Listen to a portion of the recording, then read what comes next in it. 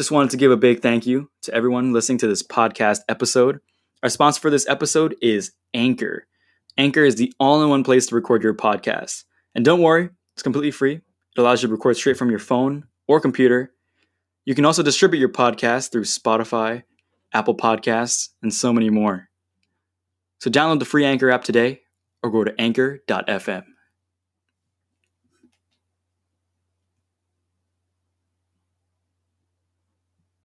Welcome back to the podcast, guys. This is just going to be a short podcast update.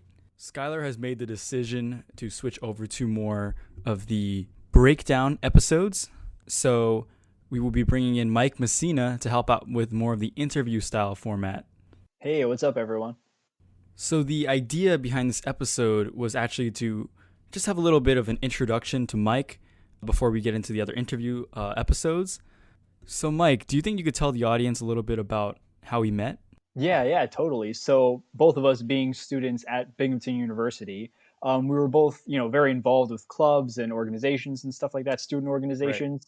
Right. And so eventually this girl, Emma, shout out to Emma, caught wind of both who I was and worked with me a bunch, and apparently also knew you and worked with you a bunch. And so she said, hey, these two guys seem to have a very similar sort of an energy, some similar interests. Right. So she told me about you and I guess you about me. Eventually we got together, just sat down, had lunch, chatted a bit, and it turns out we had a lot in common. So at that point at Binghamton, I was very involved in the Asian American community. So I was president of the Asian Student Union and also a magazine and sort of media club called Asian Outlook, which I guess is where a lot of our common interests really sprouted up. So that was a club where I was doing things like sometimes videos, sometimes blogs, sometimes podcasts as well. And you mentioned Outlook and your podcasting experience. Maybe you could talk a little bit more about the Asian Outlook podcast. Yeah, definitely. So actually, funnily enough, I guess my love for podcasts is actually sort of rooted in my martial arts experience. And we'll get to this later. I'll talk about it a little bit more. But basically, I went to a martial arts instructor certification camp. And the instructor there was obsessed with these like self-development guys, and he kept quoting Zig Ziglar. And so that sort of pushed me into the self-development sphere, which is now sort of synonymous with podcasts. And so from there, all these self-development podcasts I was listening to, I started listening to Art of Charm. I started listening to video game podcasts like IGN's Podcast Beyond. And from there, it had been a huge dream of mine to sort of start my own. And so going into college and becoming eventually secretary and then president or editor-in-chief of Asian Outlook Media, I thought to myself, okay, how can we really modernize this? And the answer there was a podcast. And so we called it Inside Outlook, which was a pun name that everyone loved. And our whole thing was just going around the Asian American community and interviewing Binghamton people, whether they were students or staff, whoever it was. Sharing stories.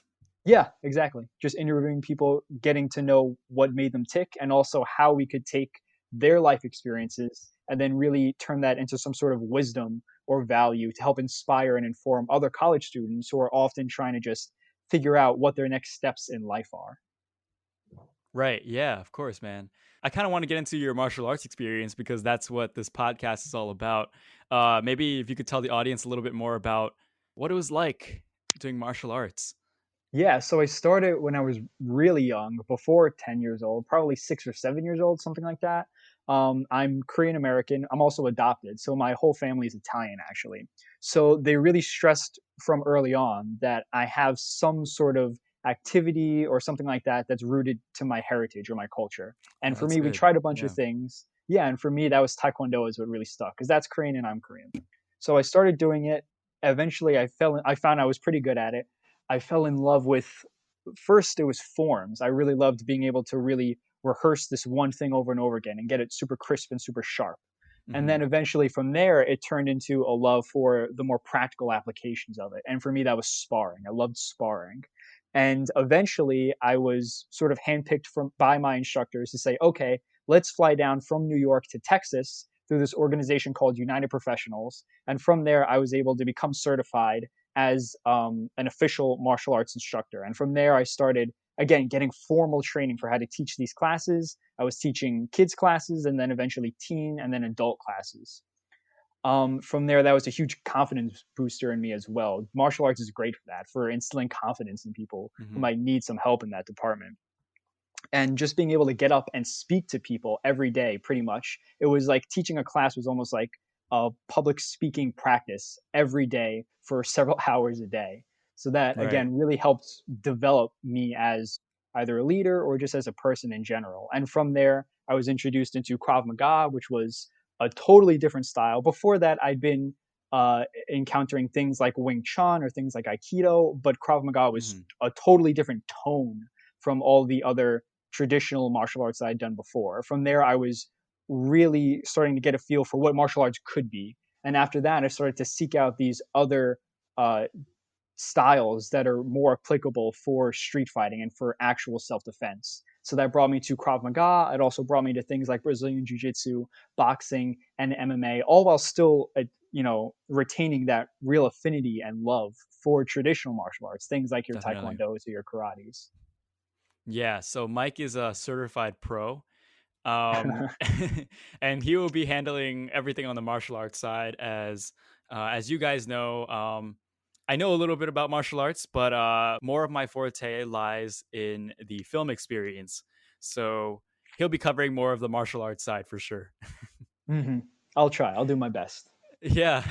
But speaking of film experience, I do kind of want to get into what is your film experience like? If you could touch upon that too, your Yeah, yeah. screenwriting as well and whatnot. Definitely. So, like anyone, I grew up watching movies, anything from Pixar to horrible Saturday morning cartoons or whatever it is. Yeah. Eventually, like a lot of people in our age bracket, I think it was YouTube that really sparked my love for anything screen related. So, videos or films. For me, it Right. was mostly Freddie W. and Rocket Jump, as well as guys like Corridor Digital, who are also part of that crew, or guys like Smosh, who are making funny, sort of low budget skits, I suppose. But really Freddie W and the Rocket Jump crew being able to go through these high quality pieces of entertaining content and then also have these Oh behind the yeah. scenes videos where they would seem down to earth, seem like they're having a really fun time doing it, and be able to really systematically break down the knowledge and the technique and the logic of how to do this. And then the next 100%. step for me in understanding film after that, and shout out to my friend Trent because he's someone who was also on this sort of love of film journey with me throughout my younger years. We started to really watch guys like Jeremy Johns or Chris Stuckman who were reviewing films that would come out in the theater and who would be super down to earth and chill and really fun guys on the internet. But then they'd also be using these terms like thematic development or character development or pacing and things like that. So Mhm. that just further added to my appreciation of film and taught me what a film could be and the different aspects and different lenses through which to see film as a storytelling medium. From there, I fell in love. I started listening to podcasts. One podcast in particular, Story Break, is a screenwriting podcast that's Oh also yeah. by the Rocket Jump guys. That really inspired me to jump into screenwriting because I'd always been a writer. English was always sort of my thing. Writing, everything from poetry to stories. So screenwriting was sort of a natural jump for me. And I started to use those muscles a little bit through those student organizations that we were talking about before. All of those Asian American orgs would put on these big shows with little mini plays, sort of in between each, cultural dance or cultural song that was performed for these big cultural theater showcases. And before I'd come along, it was sort of just this funny little thing to string along the show. But I really wanted to elevate that and turn it into something that has character growth and development. And from there, I took those skills and experience and really translated it into some screenwriting projects that I'm doing now. Some of it with Darren, some other ones with the university's backing. So I'm really excited to sort of see where this screenwriting path will take me in the future. That's awesome, man. Yeah. So now we're gonna go into the section of action movies. If you were to give the audience probably a feel of what your top five favorite action movies are, ranked.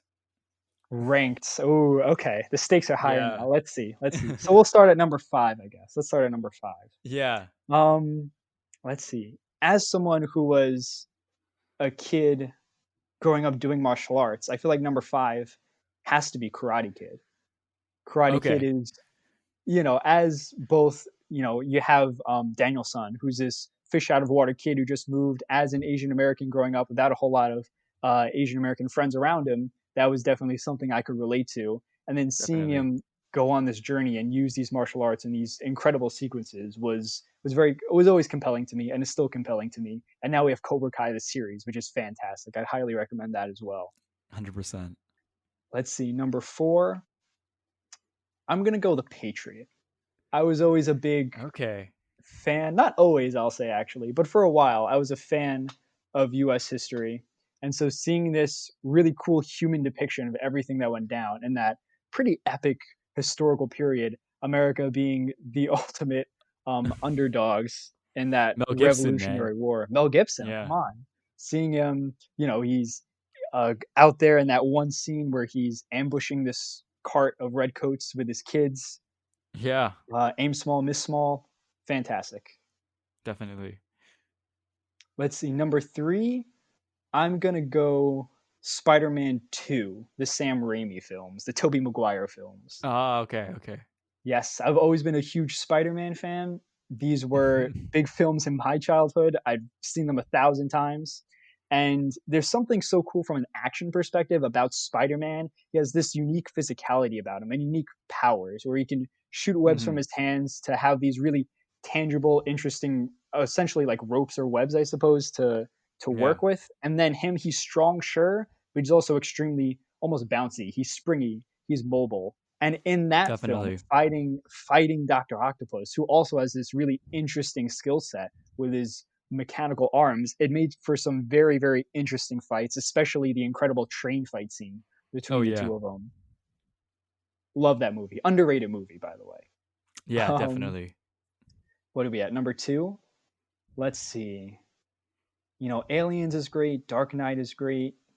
I'm gonna go Hot Fuzz, the Hot Edgar Wright Fuzz. film. Oh, Simon yeah. Pegg. Okay. As someone who was really inspired by Rocket Jump and Freddie W., action Mhm. comedy is fantastic. And even though, of Definitely. course, Jackie Chan is right up there with action comedy, Hot Fuzz Mhm. had such a unique flavor and rhythm to the editing in a way that you could only pull off that sort of comedic storytelling in the medium of film. And that's a huge reason why I love that film so much. Definitely. Yeah. Has a lot of heart to it. It does. It does. Uh, some interesting plot twists too, surprisingly. Oh, yeah. Yeah. I think Let's Simon see. Pegg is just great, though. He's fantastic. The whole Cornetto trilogy that he's got Oh, going on with yeah. Edgar Wright, fantastic. We were just talking about Scott Adkins, and I said I'd love to see an Edgar Wright film starring Scott Adkins. That would be Oh, yeah, crazy. dude. It seems like he's right down that alley. Yeah, yeah. They got the accents and everything. So there you Yeah. go. Let's see. Number 1. And this list changes day to day, by the way. But for number 1, I'm going to go Mad Max Fury Road. We've talked about this film before between the All two of right. us. This Yeah. is a film I talked about my friend Trent before. I've Mhm. snuck into one rated R film, and that was with my friend going into Mad Max Fury Road. And this is after they digitized the theaters. So we had to plan out this whole Amazing. special ops mission, how to sneak into this theater without getting caught, because everyone had pre-sale tickets and they could track seating Yeah. and stuff like that. It was a mission to get in here. But seeing that film, just the trailer, we knew this was something special. Right.